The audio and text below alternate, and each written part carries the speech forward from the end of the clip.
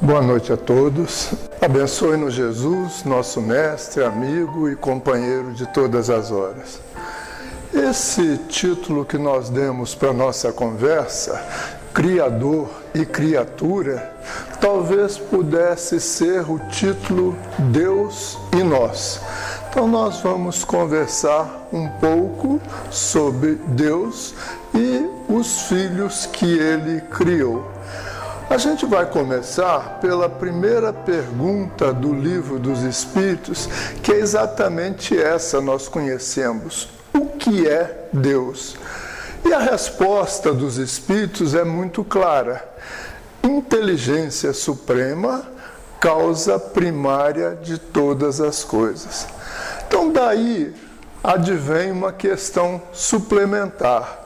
Se Deus é inteligência suprema, então existem outras inteligências. Porque o que os Espíritos respondem a Allan Kardec é que ele é a inteligência suprema. Respondem também que ele é a causa primária de todas as coisas. Então, se Deus é a causa primária, a gente depreende que existem outras causas também, como nós iremos verificar. Então, na resposta dos Espíritos, permite-nos depreender que existem outras inteligências além de Deus. Deus é inteligência suprema, mas não é a única inteligência. Bom, se ele não é a única inteligência, onde que o Livro dos Espíritos nos respondem quais são as outras inteligências que integram o universo? Nós vamos buscar isso nas questões de número 23 e na questão de número 76 do Livro dos Espíritos. Então, é muito interessante a questão 23 do Livro dos Espíritos, que já na maneira de escrever a frase, que a gente chama tecnicamente de grafia, a pergunta é colocada de uma maneira especial. Eu coloquei aqui em azul porque a palavra espírito aparece com E minúsculo lá no Livro dos Espíritos. Então, o que é espírito? A resposta é princípio inteligente do universo. Então nós vamos entender o que é isso, esse princípio inteligente do universo. Onde começou esse espírito com E minúsculo, princípio inteligente do universo? Mas quando a gente viaja para a questão de número 75, a gente tem uma outra pergunta de Allan Kardec, que é a seguinte: que definição se pode dar de espíritos? Aí agora nós estamos vendo no slide que é com a letra E maiúscula. E os espíritos respondem a Kardec. Pode-se dizer que os espíritos são os seres inteligentes da criação.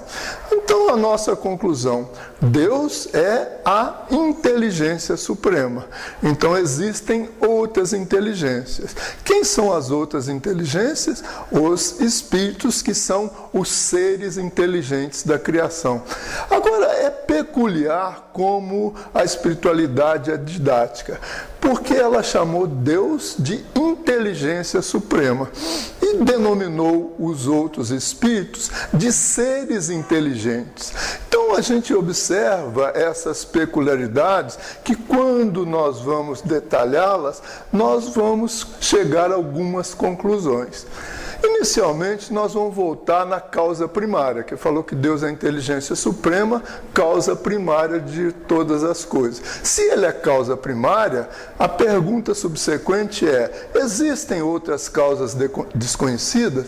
É claro que sim. Se ele é primária, tem a causa secundária, a terciária, tem outras causas. O que a espiritualidade está nos informando é que Deus é a causa primeira, é a causa básica, é a causa fundamental.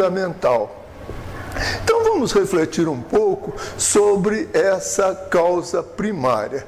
E a gente vai ver mais para frente, lá no Livro dos Espíritos, que tem uma questão que Kardec pergunta sobre os atributos de Deus. E nós vamos observar que nessa definição dos atributos de Deus, Kardec vai falar que ele é a inteligência suprema, que ele é a bondade magnânima, que ele é a misericórdia infinita, que ele é o supremo amor, que ele é a perfeição, que ele é a divindade.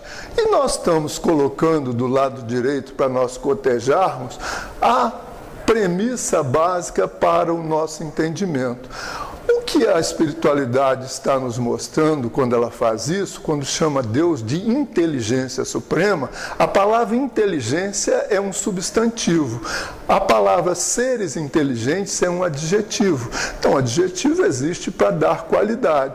Então, nós aqui estamos na direita. Nós não somos bons, nós estamos fazendo força para sermos bondosos. Nós não somos a misericórdia, nós estamos fazendo força para nos tornarmos misericordiosos. Nós não somos a excelsitude do amor, nós estamos fazendo força para nos tornarmos amorosos. Mas aí a gente também vai aprendendo, se Deus é a perfeição, nós somos seres perfectíveis. Então a gente vai aprendendo que nós iremos nos aperfeiçoando com o correr do tempo. Então é diferente, por exemplo, se nós dissermos, eu sou imperfeito. Não, de fato não é isso. Eu sou temporariamente não perfeito. Mas como eu sou um ser perfectível, eu vou chegar à perfeição. Porque esse prefixo in significa negação. Então eu não sou imperfeito, eu sou temporariamente não perfeito. Mas quanto à divindade, Deus é a divindade, então nós somos seres divinos. Então há um propósito que as criaturas, cresçam até aquilo que chama-se o ponto máximo do desenvolvimento, porque, na verdade, as coisas em Deus são a perfeição absoluta, por exemplo, e nós vamos atingir uma perfeição relativa. Então, entendido isso, quando Kardec, na pergunta de número 13 do Livro dos Espíritos, coloca a sua questão formulada da seguinte maneira: quando dizemos que Deus é eterno, infinito, imutável, imaterial, onipotente, soberanamente justo e bom, temos uma ideia completa dos seus atributos? Então, Kardec está perguntando de uma maneira muito didática para os espíritos se isso definiria completamente Deus. E a resposta da espiritualidade, ela é muito clara, porque a espiritualidade responde: do vosso ponto de vista, sim, porque credes abranger tudo. Então, nós acreditamos que com esses qualificativos, tudo está inserido aí nessas características, nesses atributos. Mas a espiritualidade, complementando essa resposta, aduz o seguinte: sabei, porém, que há coisas que estão acima da inteligência do homem mais inteligente. Então, o que a gente pode depreender? Para estudar Deus, nós vamos precisar de um pouco de humildade. Se eu não sou o homem mais inteligente, se tem 7 bilhões de criaturas, então eu estou longe de entender o que é Deus, Mas aí nós podemos evoluir até um patamar que o nosso entendimento alcança. Mas a gente precisa exercer um pouco a humildade para não achar que nós entenderemos tudo quanto a essa questão. Fazendo algumas ligeiras digressões sobre esses atributos de Deus. Às vezes a gente observa as pessoas falando, que, por exemplo, vão fazendo uma prece e dizem assim: espíritos eternos que somos, Então, na verdade, a gente precisa aprender que eterno é aquilo que não teve começo e não terá fim. Então, só Deus é eterno.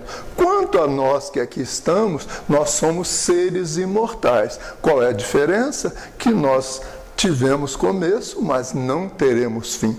Então, nós somos imortais. Só Deus é eterno. Isso é, inclusive, uma definição compatível com a filosofia.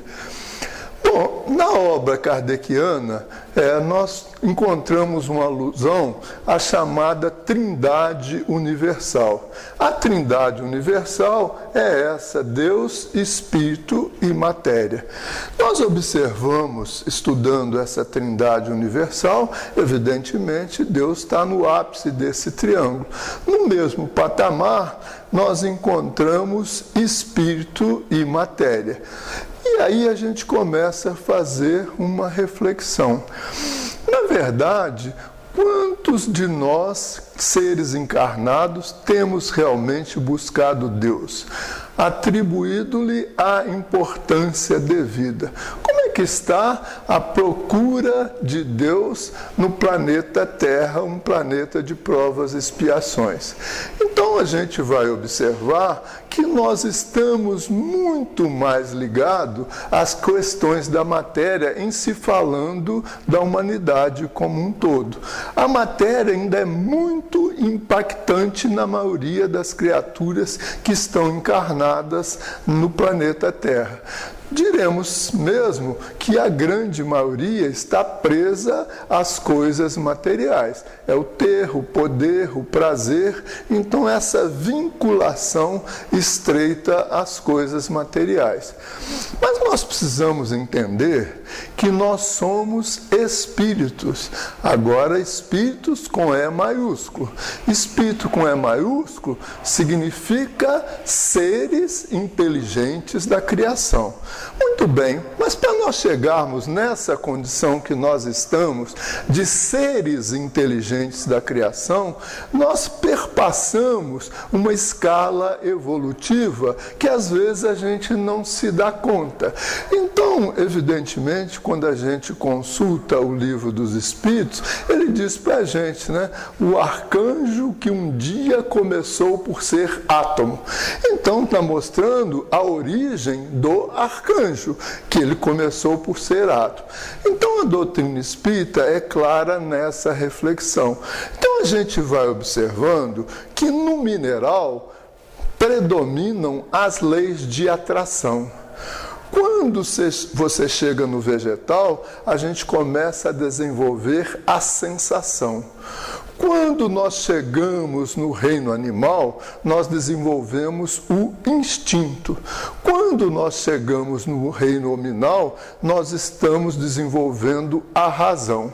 Nesse momento, aparecem duas coisas. Quais coisas são essas? Aparece nesse momento, onde nós nos tornamos humanos, a razão e o sentimento. E, evidentemente, uma terceira coisa também aparece nesse momento, o livre-arbítrio. Então, nesse momento em que nós nos tornamos seres inteligentes, na verdade, nós adquirimos a condição de fazer escolhas. Mas é interessante a gente perceber, mesmo no dizer as frases, porque a pessoa pode perguntar: eu fui pedra? Não, o meu princípio inteligente estagiou na pedra. Então, na verdade, a gente vai observar que no reino mineral, no reino vegetal e no reino animal, nós ainda somos princípio inteligente.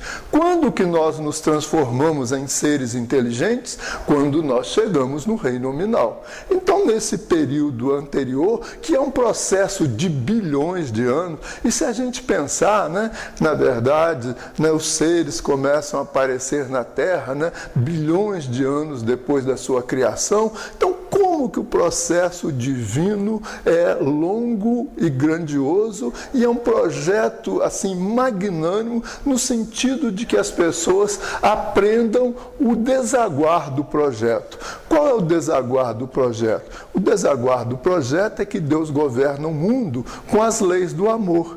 E Ele tem um projeto de que nós, seres inteligentes, né, criados à sua imagem e semelhança, aprendamos a amar.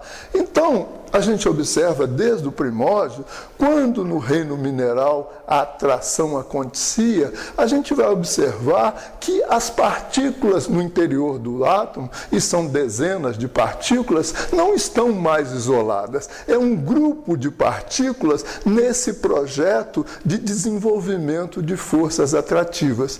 Quando quando esses átomos se organizam mais ainda e formam os elementos, esses se combinam por um processo chamado afinidade química. Então, veja bem, é um processo, um exercício para desenvolvimento da afinidade que vai desaguar no amor. Então, o projeto mostra que são leis atrativas. Então, se no reino mineral é um amor-atração, chega no reino vegetal, nós temos um amor diferenciado. No reino vegetal já começa a aparecer o amor-cooperação.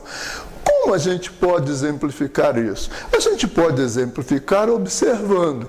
Imaginem como é que as plantas são polinizadas, né? Como é que elas são fecundadas umas pelas outras. Na verdade, o vento pode transportar, né, esses esporos, né, para fertilizar as flores, mas também nós contamos com a colaboração dos insetos, né, com a colaboração dos pássaros, dos morcegos. Então as abelhas carregam na pata, né, e vão polinizar a outra flor. E aí o projeto que nós estamos aprendendo é de um amor-cooperação. Então, nesse caminhar, a gente pode até dar um break e tomar um exemplo de um lavrador que entendeu esse projeto divino, porque ele havia comprado sementes, né, trabalhadas, sementes com melhoramento genético, sementes da melhor qualidade possível, e havia feito a sua plantação de milho. E aí ele saiu distribuindo para todos os seus vizinhos as sementes que ele tinha disponível. E um companheiro dele, agricultor, falou: escuta, você compra uma semente cara e você está distribuindo para os seus vizinhos para ele ter um milho igual ao seu? Ele falou assim: meu amigo, a gente tem que aprender com a vida. Se eu resolver ser egoísta, se o meu vizinho de lado tem uma semente ruim, a abelha vem aqui, pousa aqui e vai fecundar a minha planta, então vai piorar. É melhor que seja tudo bom ao meu redor. Na vida não é assim, gente. Na verdade, a vida tem um processo que, de fato, nós não entendemos. As pessoas que menos adoecem, que têm mais saúde mental e saúde física, são aquelas que mais se preocupam com os seus semelhantes. Isso foi uma pesquisa de mais de 80 anos para se chegar a esse resultado, e que os que começaram não viram a sua conclusão. Mas esse projeto recíproco, colaborativo, que nós precisamos nos dar conta. Então nós saímos do reino mineral, amor, atração, entramos no reino vegetal, amor, cooperação, caminhamos para o reino animal. Qual que é o projeto divino? O projeto divino é que nesse reino aparece um novo tipo de amor, o amor solidariedade. Se a gente tiver um bando de orangotango onde a comida começou a escassear no seu terreno, ele é obrigado a migrar para um local, um terreno mais fértil. E ele não vai fazer ao léu. Na verdade, essa organização social dos primatas tem uma organização adequada para fazer esse deslocamento. Então eles vão ter que atravessar um terreno e podem ser atacados por tigres famintos. Então, para defender a prole, eles se organizam. Nas extremidades, os machos mais fortes. Na fileira subsequente interna, os machos mais fracos. Nas outras fileiras, começa com as fêmeas idosas. Depois, as fêmeas jovens, as fêmeas grávidas e as fêmeas com bebê. Qual que é o projeto? Solidariedade. Chegou o tigre, os machos da ponta atacam para defender. Então, a gente começa a aprender um outro tipo. Não dá para viver sozinho. Então, o projeto é solidariedade. E aí nós chegamos no reino nominal. Então, teu projeto já, à luz do nosso livre-arbítrio, à luz das nossas escolhas, desenvolver um outro tipo de amor, né? O amor-fraternidade, né? Então, a gente observa nesse projeto magnânimo que a vida tem caminhos de aprendizado que são diferentes e nos levam à reflexão, porque a gente nem se dá conta que tem vários tipos de amor. Mesmo nas ciências psicológicas, a gente tem amor diferenciados, né? Quando se fala de amor ágape, né, muito falado na ciência psicológica, é um amor da criatura para o Criador. É um amor na vertical. Então nós precisamos, né, desenvolver esse tipo de amor. Mas para isso, como que eu vou amar Deus que eu não vejo se eu não consigo amar o meu irmão que eu vejo? Então nós vamos ter que desenvolver um amor na horizontal. É o chamado amor filial, amor do semelhante para o semelhante. Então, nesse projeto de crescimento, a gente observa na obra kardeciana que tem um projeto nesse amor na linha horizontal. Nos nossos relacionamentos, o que é preciso? Benevolência, indulgência e perdão, né? Essa é a trilogia que a gente aprendeu que nós precisamos, né? Então, benevolência vem de benevolare, que é o bem que voa, sermos indulgentes, né? Então, as obras espíritas, elas dizem para a gente, né? Sede severos para convosco mesmo, indulgente com os vossos irmãos. Então, está lá no Evangelho segundo o Espiritismo. Então, a gente tem esses roteiros e a gente acaba desenvolvendo os amores sensuais, os amores da carne, que são chamados eros e estorges, né? Que são outros tipos de amor. E na vida nós vamos ter que aprender, eu amo porque amo e sou feliz porque amo. Vai ser esse onde nós vamos chegar. Nós vamos chegar lá? Vamos, todos, inequivocamente, porque o projeto divino é que todos os seres cheguem à angelitude, e aí sem exceção. Agora, tem uma diferença, é no tempo de Deus, não é no nosso tempo. Então, se o projeto evolutivo já caminhou bilhões de anos, meus amigos, a mudança de planeta, de prova e expiação para regeneração, na verdade é um projeto para milênios, e a gente tem que se dar conta disso. E isso vai acontecer, na verdade, com a mudança, vamos chamar assim, mudança demográfica dos espíritos que estão encarnados e que não terão direito mais a retornar à Terra, né? Porque Jesus já afirmou, né? Bem-aventurados os mansos, eles herdarão a Terra. Então, para habitar a Terra regenerada, nós vamos ter que, no mínimo, sermos mansos. Se não formos, nós iremos ajudar no processo evolutivo de outros planetas dentro da misericórdia divina, onde todas as criaturas vão caminhar para a perfeição, o que é inevitável.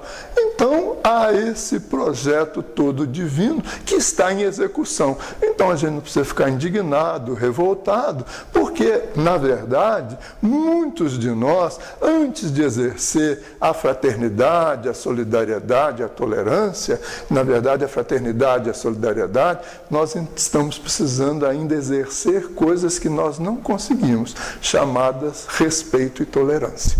Então, nós estamos caminhando, dando passos, seguindo em frente no nosso projeto de aprendizado e estamos avançando, mas no tempo propício, que é o tempo de Deus colocado à nossa disposição. No livro do Gênesis, no capítulo 1, versículo 27, está anotado da seguinte maneira: Deus criou o homem à sua imagem. A imagem de Deus, Ele os criou. Homem e mulher, Ele os criou. Então, quando a gente observa essa anotação do Gênesis, a gente lê com clareza que Deus criou o homem à sua imagem. Então, veja bem, nós precisamos perceber que nós somos a imagem de Deus. E a gente acaba invertendo esse processo e fazendo um processo inverso. Na verdade, ao longo da história, nós vamos ver que já se passaram, né, centenas e centenas de anos, nós estamos tentando humanizar Deus. Nós estamos tentando fazer de Deus um Deus humanoide. Até, né, animalizar Deus, até colocar um Deus material desde o totemismo, onde a gente queria ter uma imagem de Deus. Mas a gente precisa entender e fazer uma reflexão. Porque o livro do Gênesis, às vezes nós não entendemos. É um livro de literatura poética, ou seja, é literatura. Então, o livro do Gênesis não é um livro científico. O livro do Gênesis não é um livro filosófico. É um livro de literatura para apresentar para o povo hebreu o Deus Criador. Então, assim, e criando o homem à sua imagem e semelhança. Vejam bem que é muito difícil apresentar, e era muito avançado apresentar para o povo hebreu essa cultura de que Deus era, na verdade, um espírito, e que nós fomos criados à imagem e semelhança de Deus. Então, o que o Gênesis diz? O Gênesis diz que Deus é imaterial, Deus é incorpóreo, e a gente vai observar como que a gente tem feito esforço para transformar Deus em algo corporal, em algo humanoide. Então vamos ver na mitologia grega. Se nós mergulharmos em Zeus, Apolo, Afrodite, o que a gente vai observar nas figuras da literatura que nos traz esses personagens? Todos são humanos com poderes. Então, a personificação desses deuses é um culto ao humano. Então, nós estamos querendo transformar Deus em um humano. Então, é esse o nosso projeto. Então, nós não estamos conseguindo ainda entender Deus. Vamos para a civilização egípcia. Se a gente olha as personagens de Horus, Íris e Osíris, na verdade, esses são deuses com características de animais. Então, veja bem como é que a gente quer materializar Deus, né? Uma hora com pedra, com totemismo, né? Depois como animais, depois como humanos, como poderes. É isso que nós fazemos. E assim, essas coisas a gente não se dá conta, mas Moisés também lutou disso, né? Quando ele trouxe as tábuas da lei, né? Na verdade, o pessoal está querendo adorar o bezerro de ouro. Então a gente quer sempre alguma coisa material. E nós precisamos ter a consciência de que Deus é imaterial. Porque ao lado disso vem outras reflexões. Se Deus é imaterial, ele não precisa de um templo. Então, qual que é o templo divino? O templo divino é o universo. Deus está em todo lugar. Então, isso aqui não é uma casa de oração. Isso aqui, qualquer casa espírita, é uma casa de trabalho à luz da oração. Mas o templo de Deus, onde que é? No universo inteiro.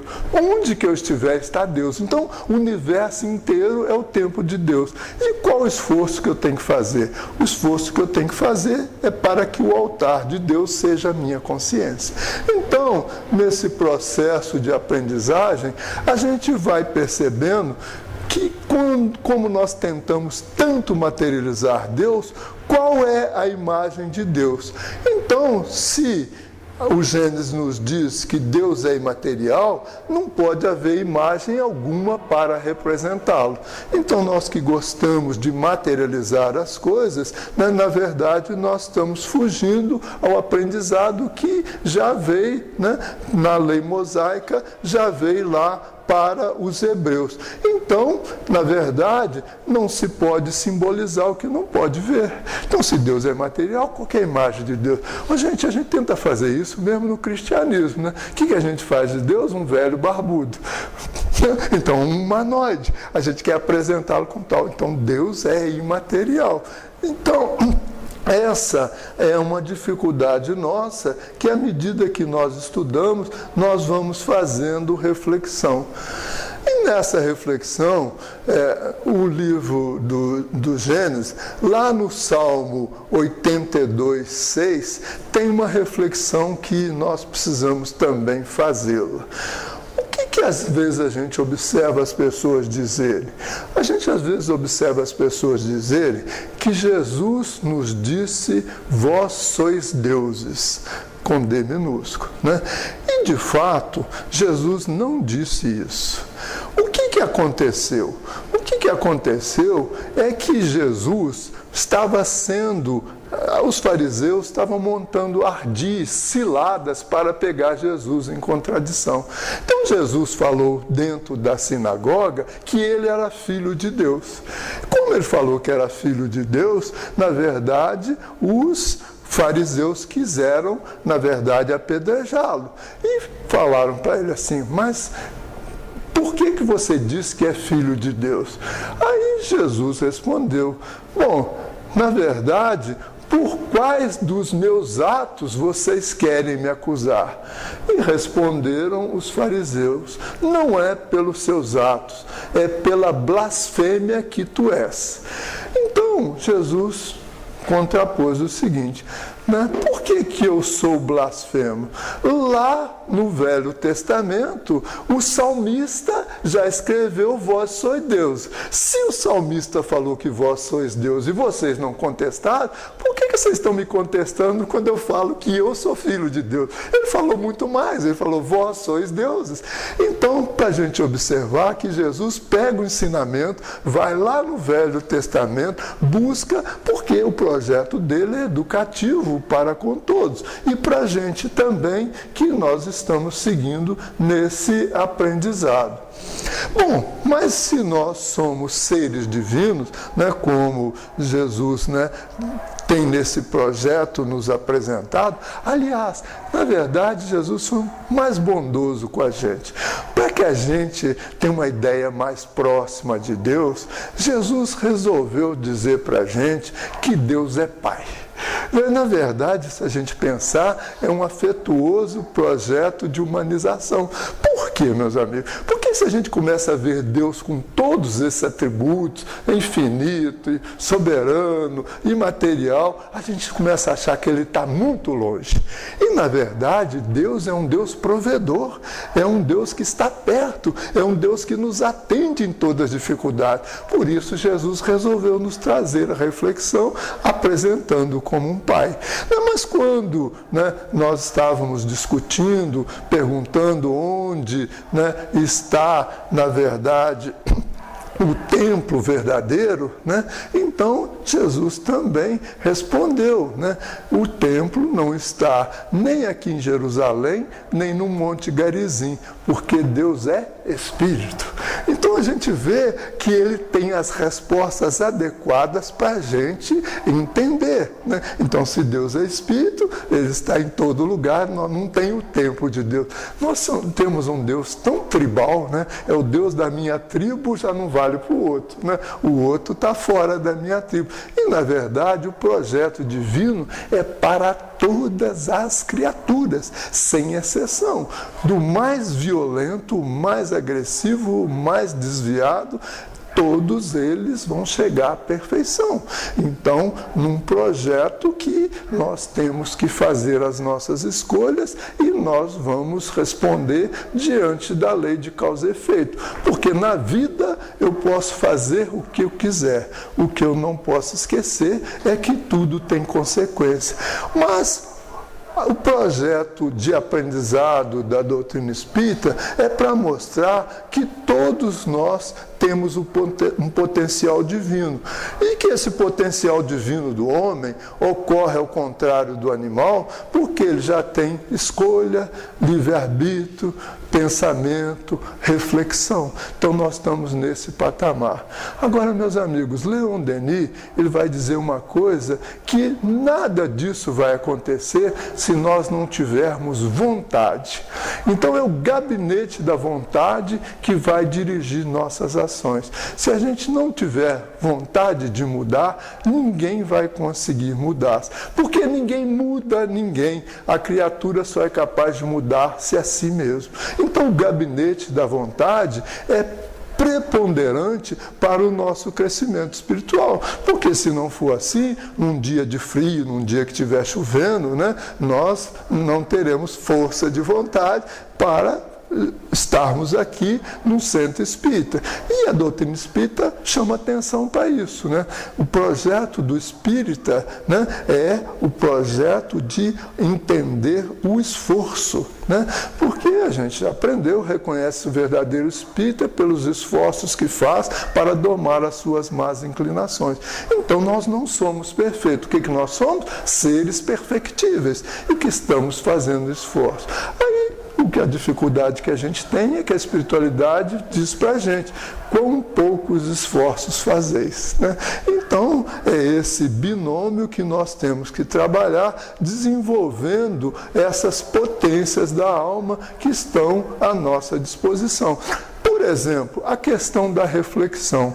Imaginemos que nós leiamos um livro fantástico como Paulo Estevam. Imaginamos que nós assistamos uma palestra do Haroldo, do Divaldo, do Zé Raul Teixeira, né? E que a gente, do Rossando, e que a gente fica encantado. Aquela mensagem tocou o nosso coração. Porque aí, se não tocar, fica difícil, né, meus amigos? Porque a mensagem desce do cérebro, mas ela tem que ter guarida no coração.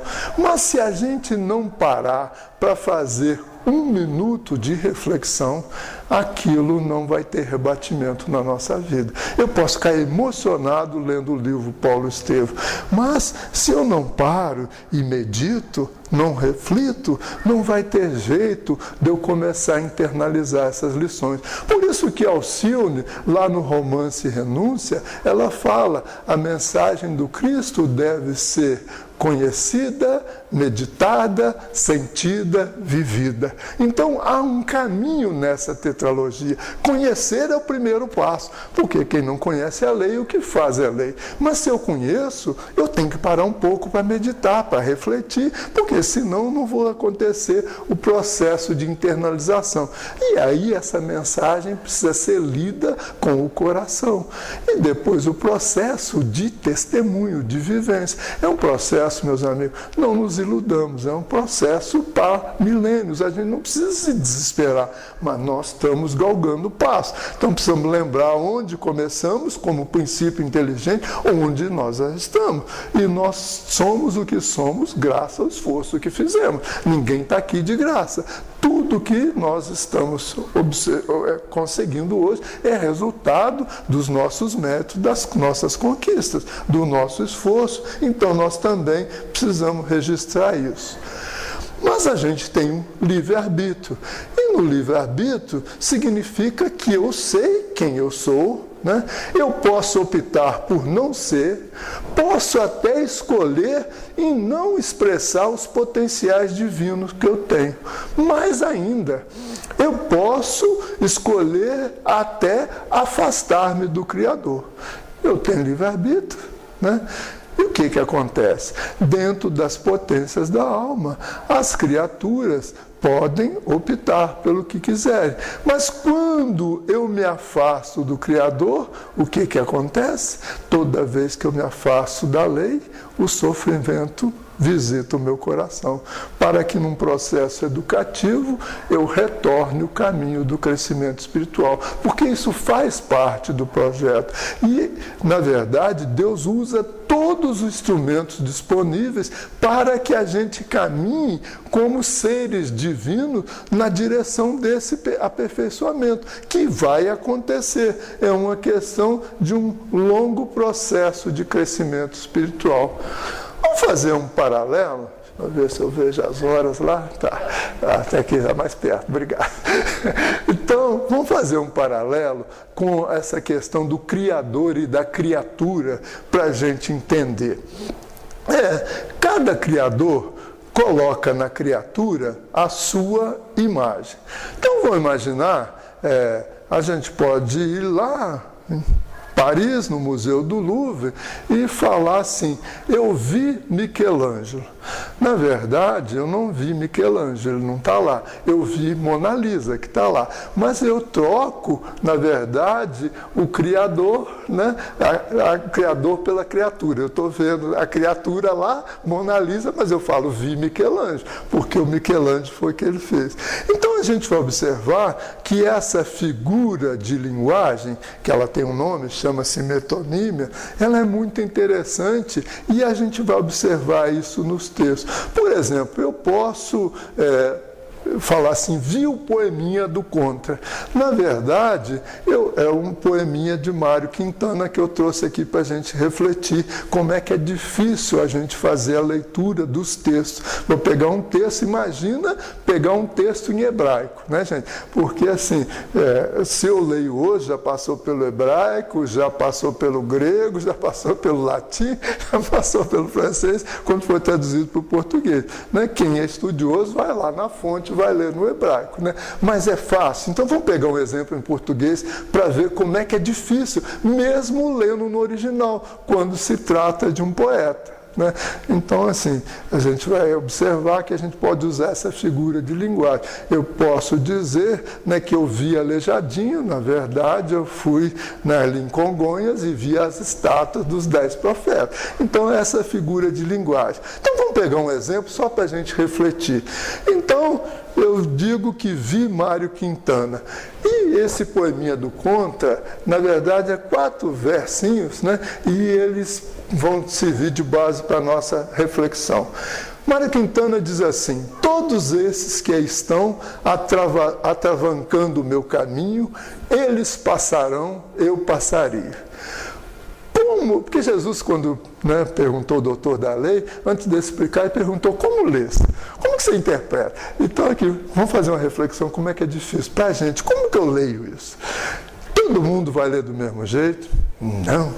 E nós sabemos disso, porque aqueles melancólicos, aqueles tristes, aqueles amargurados, vão ler o passarinho como substantivo e eu vou ler o passarinho como verbo. Então fica assim: todos esses que estão atravancando o meu caminho, eles passarão.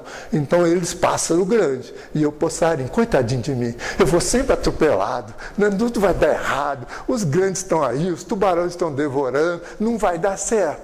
É a mensagem da melancolia, da angústia, do sofrimento, do pessimismo, está aí. Mas aí eu posso ler esse poema que o poeta deixou para a gente refletir. Então eu leio assim: passarão agora é o verbo no futuro do presente. Então esses que estão atravancando o meu caminho, eles passarão. Vamos embora, isso vai passar. Eu, passarinho, vou sair leve, livre, solto, voando. Então o mesmo texto tem 2 interpretações. Agora eu vou imaginar o seguinte: vamos traduzir isso para o inglês e a pessoa vai ler daqui a 3.000 anos.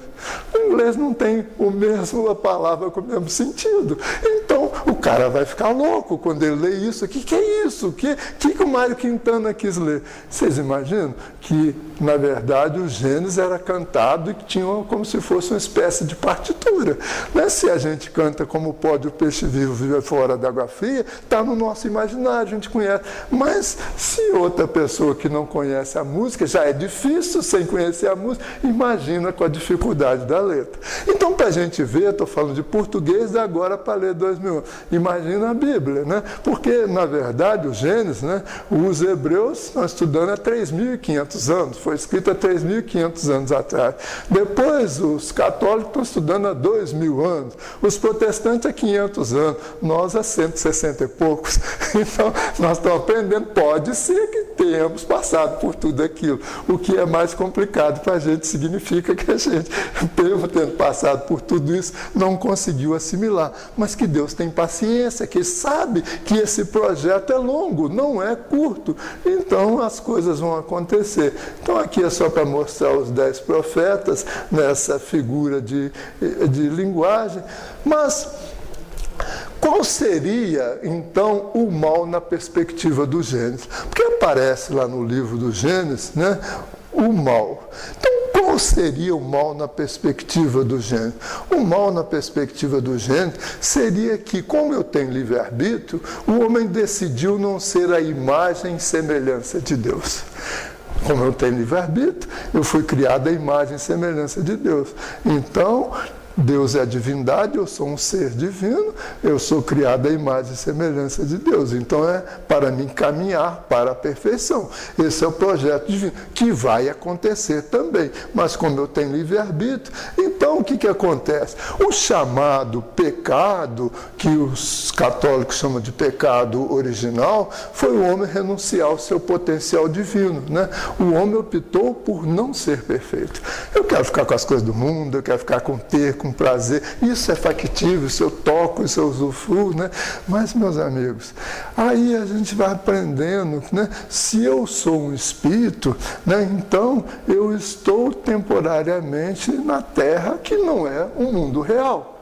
O mundo real é a vida espiritual. Eu sou um espírito. E nós vivemos muito pouco a nossa espiritualidade, né? Tanto que a gente diz assim, quando eu desencarnar, né, o meu espírito vai para assim. Então veja bem, a gente usa o possessivo e fala o meu espírito, mas não é o meu espírito, sou eu que vou para algum lugar, né? Então sou eu que vou. Então assim, o que é meu, meus amigos, também vai comigo. Mas eu preciso aprender o que é meu. Porque quando eu digo assim, meu corpo, meu carro, meu celular, meu notebook, não é meu. É empréstimo, é temporário, é passageiro. Eu tenho que devolver e tenho que prestar conta. Né? Então eu vou levar notebook para o mundo espiritual? Não. Vou levar meu corpo para o mundo espiritual? Não. Ele também é empréstimo. Como Emmanuel gosta de dizer, né? Nós somos mero usufrutuário. Então vão usufruir e ter que devolver, mas não é só isso, tem que prestar conta. Então assim, o que é meu? São 3 coisas. Meu conhecimento, minha virtude e meus vícios. Isso é meu, isso eu levo. Isso são atributos do meu espírito, que são conquista. O que a gente aprendeu aqui hoje, em qualquer lugar, nunca mais esqueceremos. É conhecimento, né? As virtudes, então, mas como que adquire virtude? É de uma hora para outra? Não, gente, exige um esforço longo, existe uma repetição, assim, demoradíssima. Quando o Chico diz disciplina, disciplina, disciplina, é porque, na verdade, esse esforço repetido é que gera o hábito. Então, nós precisamos desse esforço, porque, na verdade, a virtude, ela é antecedida por esse exercício para ser adquirido. Então, a espontaneidade da virtude, ela depende do exercício, ela depende desse esforço. Então, a disciplina antecede a espontaneidade. Quando eu já tenho a virtude, eu faço espontaneamente. Aquela coisa que a gente brinca, né? Quando eu falo eu perdi a paciência, porque na verdade eu não tenho. Se tem a virtude adquirida, eu não perco. Então a gente vai nesse processo, né? E vai aprendendo, e a gente, usando o nosso livre-arbítrio, a gente optou por não ser perfeito. Mas o que nós somos? Nós somos seres divinos destinados à perfeição. Então a gente tem que olhar para qualquer criatura e ter essa percepção. Porque se não tiver, nós vamos ficar amargurados, né? Nós vamos achar que o mal está campeando no mundo. Não é assim, meus amigos. É difícil para a gente perceber, mas o mal é aparente.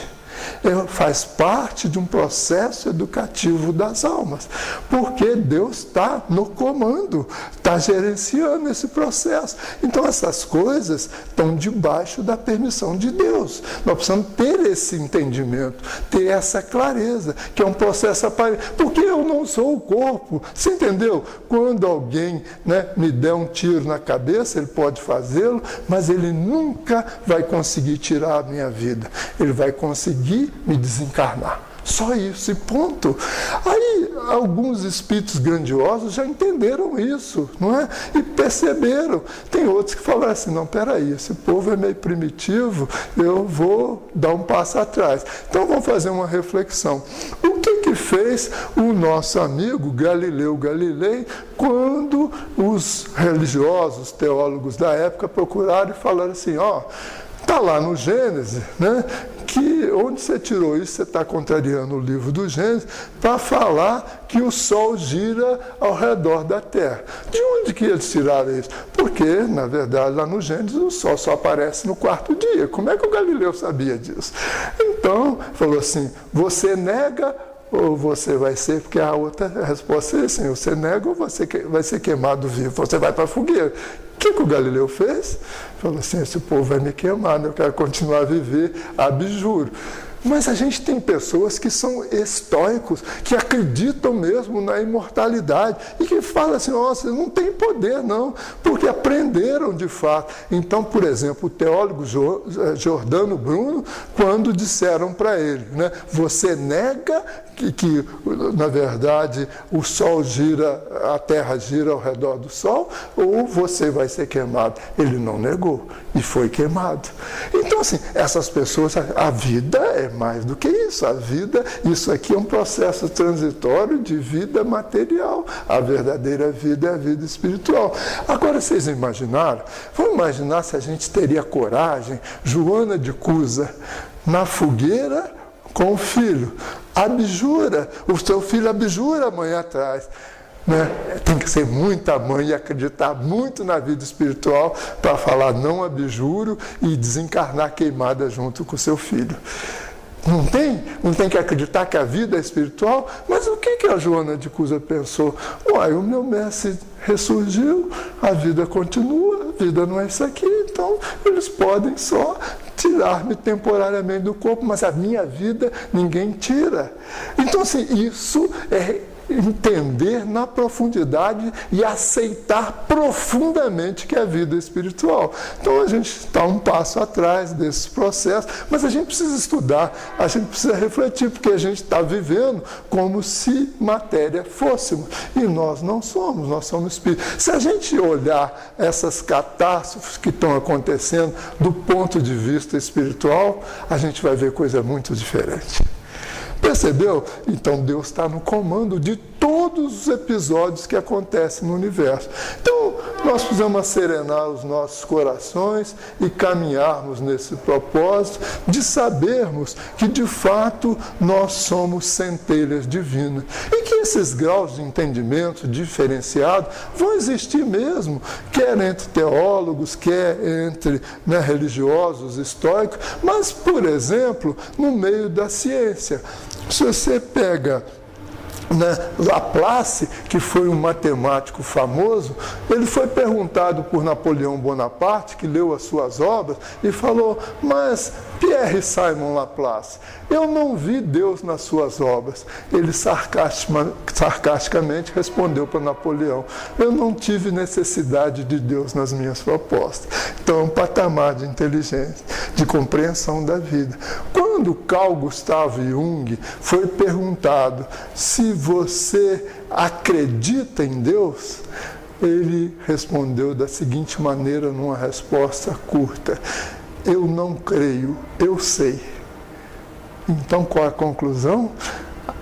Na verdade, crer é temporário, saber é para sempre.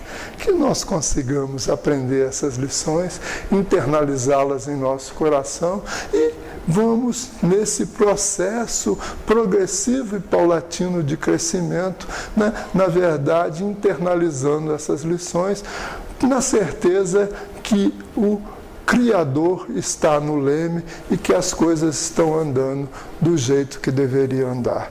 Muita paz, fiquem com Deus.